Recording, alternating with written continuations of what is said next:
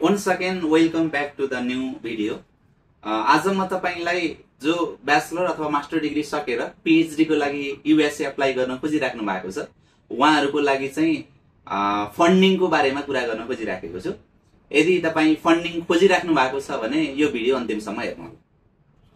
Generally US मा हेर्ने हो भने 3 types of funding, TA, RA and GA. TA means teaching assistantship. Simply तपाईले कोही प्रोफेसरले अथवा चाहिँ कोही प्राध्यापकले त्यहाँ चाहिँ टिचिङ गराउनुहुन्छ, टिचिङको लागि तपाई सपोर्ट गर्न खोजिराख्नु भएको छ भने त्यसलाई हामी टिचिङ एसिस्टेन्टशिप भन्छौं। र टिचिङ एसिस्टेन्टशिपमा जनरली तपाईले ट्युसन फी वेब पाउनुहुन्छ, साथै मन्थली स्टाइपेन्ड पनि पाउनुहुन्छ।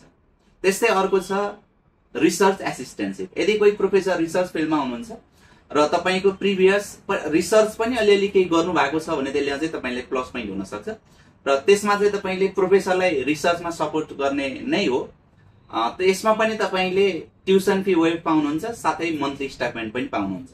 र थर्ड भनेको ग्रेजुएट एसिस्टेन्टशिप। ग्रेजुएट एसिस्टेन्टशिप भनेको चाहिँ यो अलराउन्डर जस्तो हो, teaching as well as research. कहिले टिचिङतिर पनि काम गर्नुपर्ने हुन सक्छ, कहिले कहिले रिसर्चतिर पनि काम गर्नुपर्ने हुन सक्छ।